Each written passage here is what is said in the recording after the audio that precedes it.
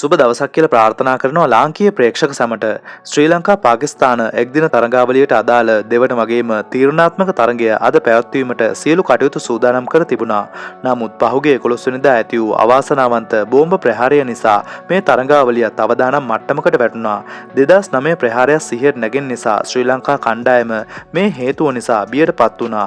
ඔවුන් පුහුණු සැසි පවා අවලංගු කරමින් ලංකාවට පැමිණීමටද අවසර ඉල්ලා සිටියා. ඒ මොහොත වන විට දෙරට අතර මේ තරඟාවලිය ගැන සාකච්ඡාමය මට්ටමේ තමයි පැවතුනේ. නමුත් පසුව ශ්‍රී ලංකා ක්‍රිකට් ආයතනය නිල වශයෙන් නිවේදනය කර සිටියේ මේ තරඟාවලිය ඉදිරියට පවත්වාගෙන යන බවටයි.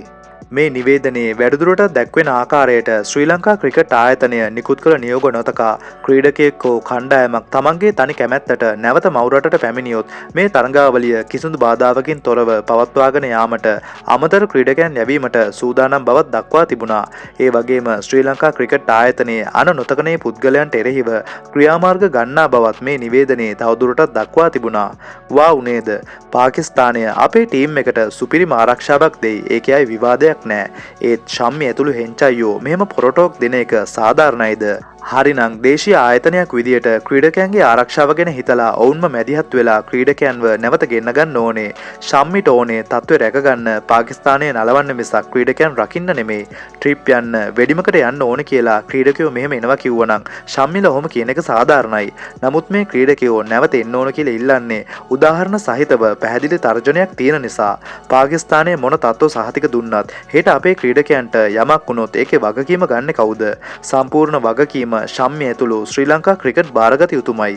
ඔබ මොකද මේ දේවල් ගැන හිතන්නේ? කෙසේ නමුත් සාකච්ඡාවලින් අනතුරුව තරඟාවලි දෙකම කල් යනු ලැබුවා. දෙවන එක්දින තරඟය 14 වෙනිදාත් අවසන් එක්දින තරඟය 16 වෙනිදාත් පැවැත්වීමට නියමිතයි.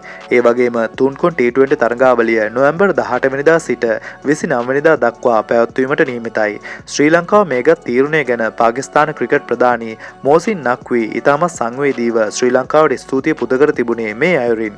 තරඟාවලිය ඉදිරියට පවත්වාගෙන යාමටගත් තීරණයට ශ්‍රී ලංකාවට කෘතගුණ දක්වමි.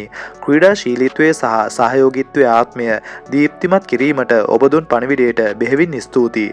මෙවන් අදහසක් තමයි ඔහු දක්වා තිබුණේ. ඒ වගේම පාකිස්තානු ප්‍රේක්ෂකයන්ද ශ්‍රී ලංකාව ගත් තීරණය වෙනුවෙන් තම කෘතවේදීතාවය පළ කර සිටින්නේ ඉතාමත් සතුටින්. ත්‍රස්තවාදීන්ට ඉවක් බවක් නැහැ. මේ දේවල් ඇතැම් විට ත්‍රස්තයන්ගේ මාන්නයට කැලලක් විය හැකියි. ලංකාවට වැඩි ආරක්ෂාවක් දෙන්න යාමම ප්‍රශ්නයක් ඇතිවීමට හේතුවක් වන්නට බැරිකමකුත් නෑ. මොන දේ වුණත් අපි හදවතින්ම ප්‍රාර්ථනා කරමු අපේ ක්‍රීඩකයන්ට කිසිම කරදරයක් නොවේවායි කියලා. ඔබ මොකද මේ දේවල් ගැන හිතන්නේ? මේ තත්ත්වයේ යටතේ තරඟාවලිය පැවැත්විය යුතුද? ශම්මි ඇතුළු ශ්‍රී ලංකා ක්‍රිකට් කියූ දේවල් සාධාරණයිද? ඔබේ ක්‍රීඩාශීලී අදහසුත් පහලින් කමෙන්ට් කරන් යන්න අමතක කරන්න එපා. ඉතින් දැනට ගිහින් එන්නම්. ඔයාලා හැමෝටම සුබ දවසක්.